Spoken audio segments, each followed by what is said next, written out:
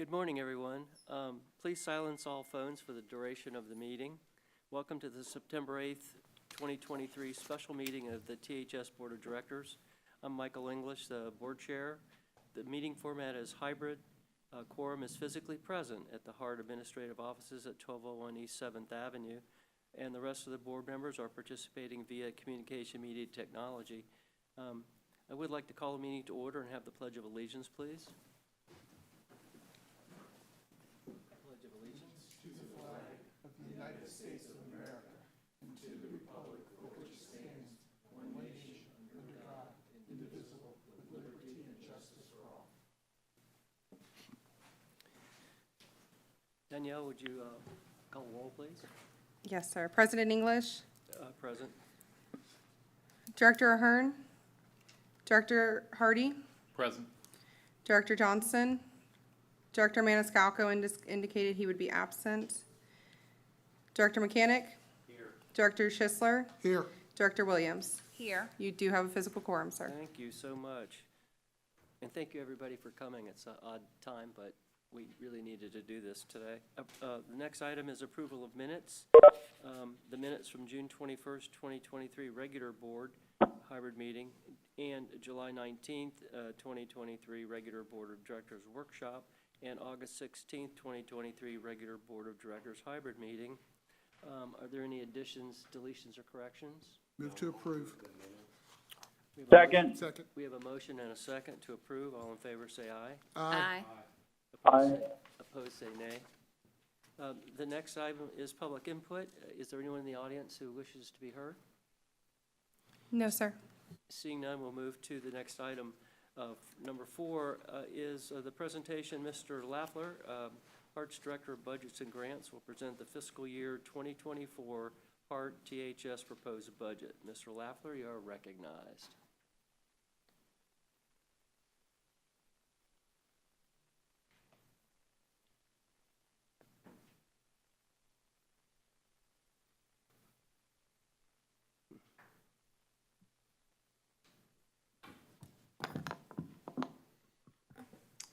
Good morning, President English, members of the board, and Mr. Needville. Justin Loeffler, Director of Budgets and Grants. And today I'm going to go over the 24 Hart and THS proposed budget. So for this presentation, we're going to go over the service model operating statistics, operating revenues and expenses for Hart, THS operating budget, Hart and THS combined budget, the streetcar capital expenditures, and then our next steps. This is a schedule of hours of operations and the frequency of the streetcar. This is expected to stay the same as the current service levels. This slide shows our operating statistics, revenue hours of 25,192, revenue miles of 133,000 miles. Ridership is expected to hit 1.6 million riders. And then you can see that our riders per day, cost per service hour, and the cost per rider.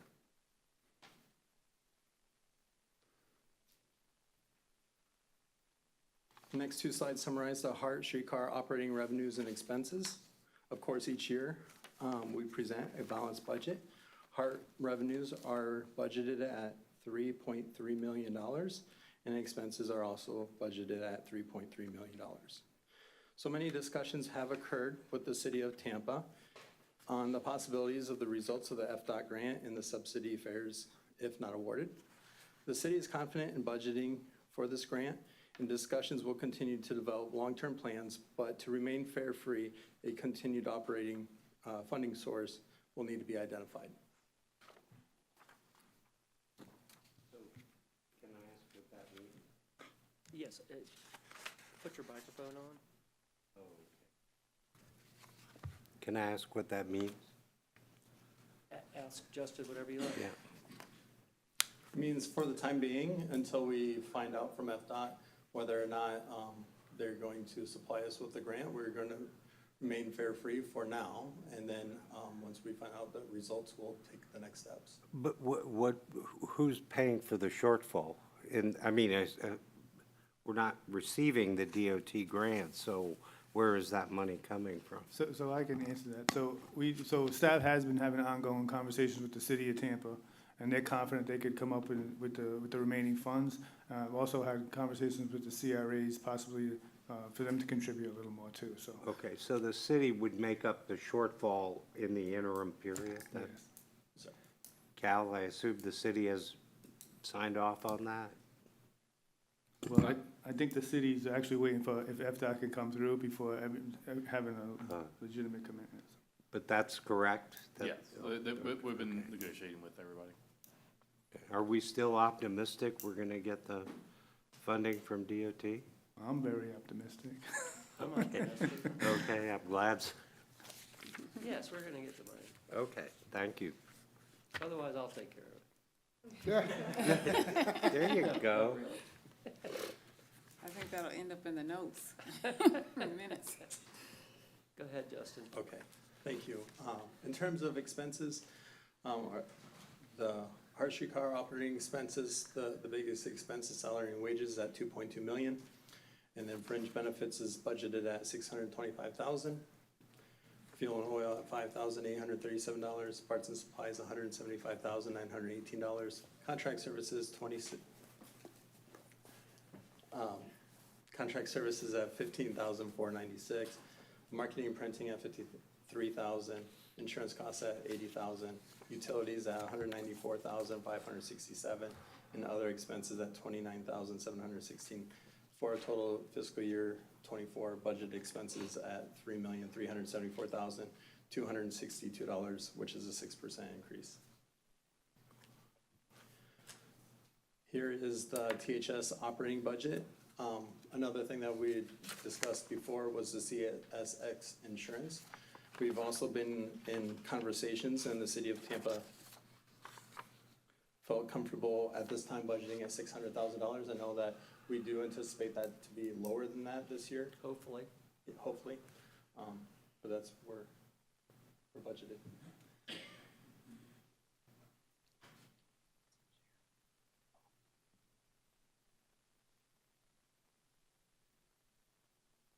Good morning. Okay. And so the THS operating budget,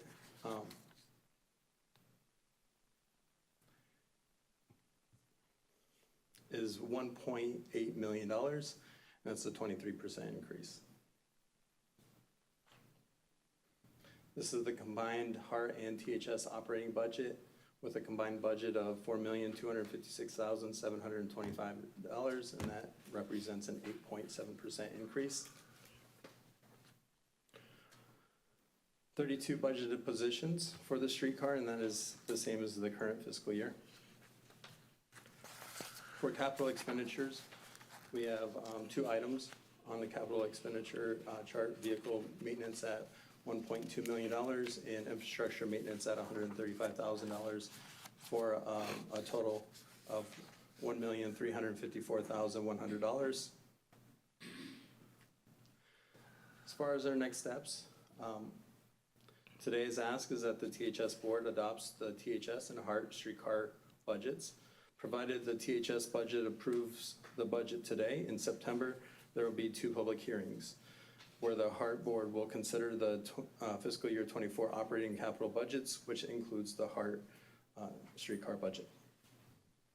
Resolution 23-09-08 approved the proposed fiscal year '24 Hart annual streetcar operations budgets in the amount of $3,374,262. And Resolution 23-09-09 approval of the proposed fiscal year '24 Tampa historic streetcar THS annual corporate budget in the amount of $1,823,475. We have a question here. yeah, Justin, in capital expenditures, the vehicle maintenance seems to be bumped from this year to next year. What, is that a rebuild, or is that loose rolling stock, or what? For the capital? Yeah, That's restarting the rebuild process for the remaining 4 cars. so the 4 more cars, and how long will they be out of service? Will they, I guess my question is that gonna all happen next year, or, No, we send 1 car at a time. okay, When the rebuilt car comes back, then we'll send another car up. So we're always out just 1 car. So how long does that rebuild usually take? 6, 7 months. Okay, so that could be our shortfall in the overall, or unless that's just operating, unless we can't go back and forth with. No, we use, for the capital, we use specific funds, we use formula funding with the FDA. Oh, okay, all right, never mind. Okay, well, that's good. I was just curious, okay. Good question, though. Any other questions of Mr. Leffler? Okay, the following presentations are action items. Both action items are supported by the budget presentation as well as the previous discussion held over the course of our budget process.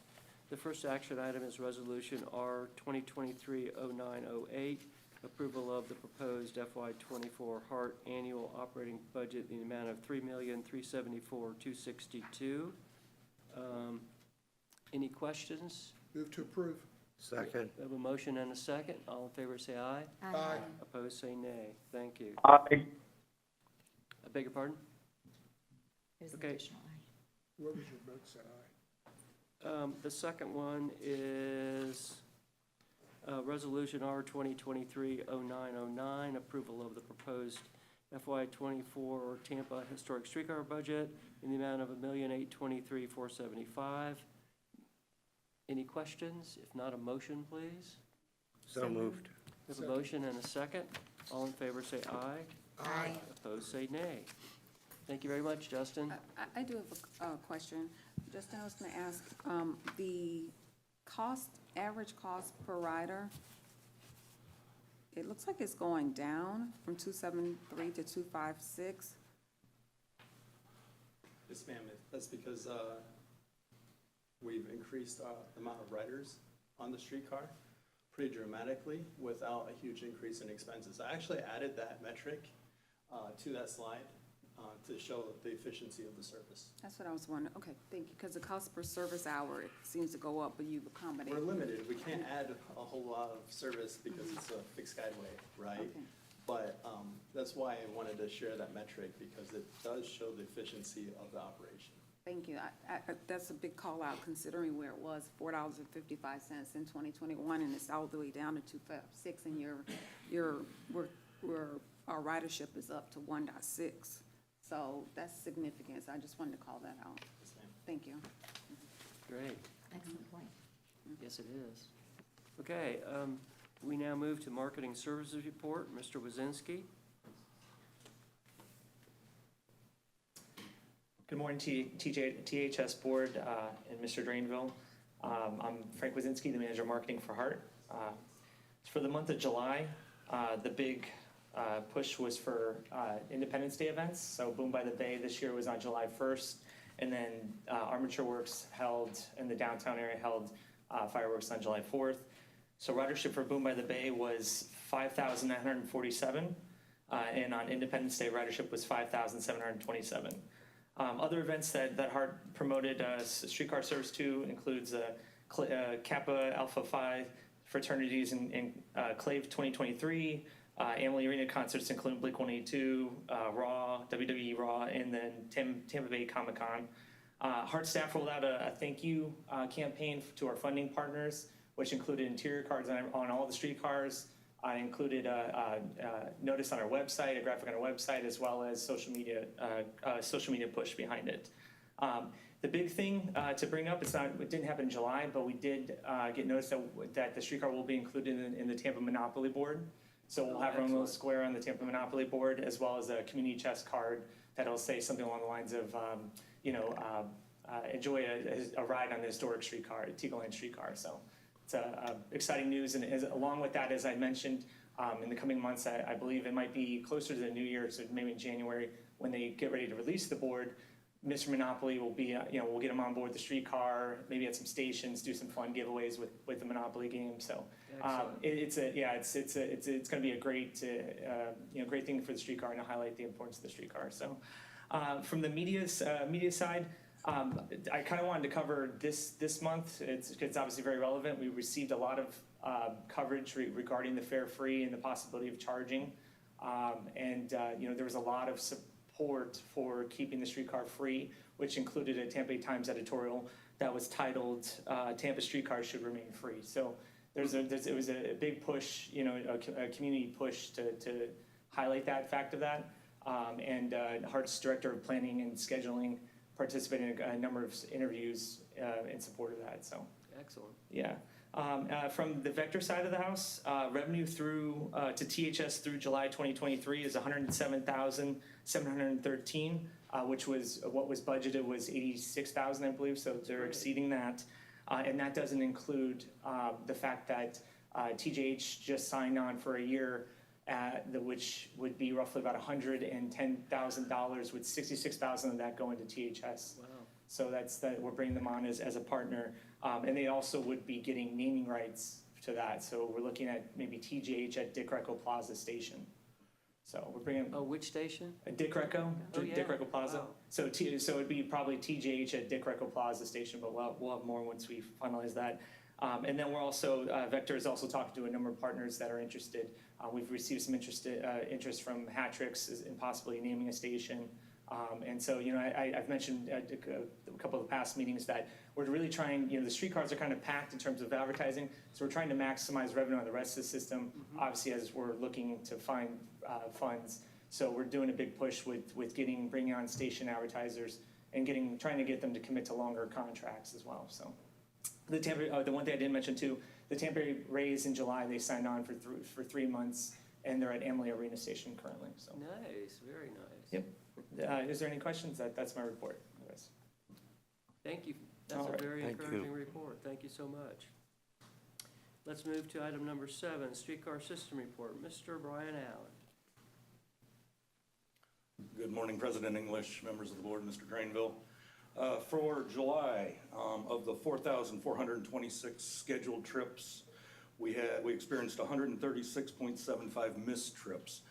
Those missed trips were caused by a shortage of operators, which was the bulk of it at 90 1/4 trips, mechanical issues at 42 1/2 trips, and a split switch event on July 30th, where streetcar 431 was northbound in the yard and ran through an improperly lined switch. That accounted for 4 trips. We had 35 reported late departures. On-time performance was 99.21%. With everything that Frank mentioned, we did not provide any regular or additional service in July. That we handled all those events with regular service. Ridership was 164,325. And the only real changes we have is that on July 21st, we graduated 3 motormen. We have 3 more in class right now, and we have vacancies for 3 more, so. That's great. Which we're hiring for. Does anyone have any questions for me? I do. Our fiscal year ends this month, right? In this month. What do you estimate our annual ridership will be? Frank, do you remember where we're at? I'm sorry, I wrote it down for the last meeting and when we got canceled for the hurricane. We're currently at 1.23, I think. So I would say we'd probably end up being around 1.4, 1.5. I think we budgeted 1.4. Yeah, we're almost budgeted 1.4. Yes, please. Do we have any statistics on what the maximum ridership we could have in a given month is, based on the cars that we have now in inventory? Well, I can tell you, like, a busy Saturday, we'll do about 6,000 riders. So if you multiply that out, a weekday is more in the 2,500 range to 3,000. So that's where we could make up capacity. Okay. So But we as have far ro- as like we on the still have room. weekends, Yeah. when there is more capacity, do we have the ability to bring out additional vehicles? Or do we We- just ask people to wait or move to a different stop? Right now, we are, with the 5th car out there in the peak time on the weekends, we are handling the crowds. Okay, We do have the availability for 6 cars like we would run at Gasparilla or okay, one of those events. wonderful, thanks. Thank you, Brian. Yes, please. With Kansas City, I'm always doing this, but Kansas City had 3 months of rerouting through buses, so this year we will be number 1 for 2023. For 2024, we're projected to be over them for average daily riders. So just, I'm glad you're keeping track of it. yeah, I Yeah. was just looking up the numbers based off of the budget. That's great. Do they have free fare? They do. Oh, okay, so it's They have a Even development, playing field that, okay. but they have a transportation development district, so like a special taxing district. Right, but they're still not charging riders, so I think that makes it Yeah, a fair comparison, right? yep. That's great. Okay, thank you so much. The next item is legal and legislative report. Mrs. Smoker is out of town. Mr. Matthews is here by phone. I don't think there is any legal business to report. Is that true? Correct, nothing to report from my end. Thank you so much. Chair's report, I really don't have anything in particular.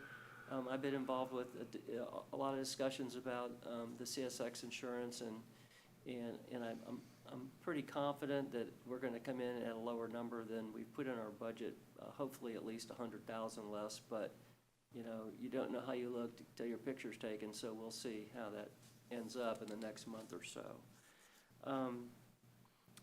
Let's see, what else did you want me to say? As a reminder, it's been requested by the Hart Board, oh yeah, this is important, that the THS Board members consider changing the meeting date from Wednesday afternoons, as they presently create standing conflicts with the BOCC and limit the opportunity of several board members of the Hart Board to represent the agency here. Also, for 2024 THS Board meeting time, staff proposes that the start time of the board meetings be changed from 2:30 to 1 to allow for better participation when meeting the in-person quorum requirements. After doing a lot of research, staff believes that the fourth Tuesday of every month, starting at 1, would be a time that presents as little conflict as possible.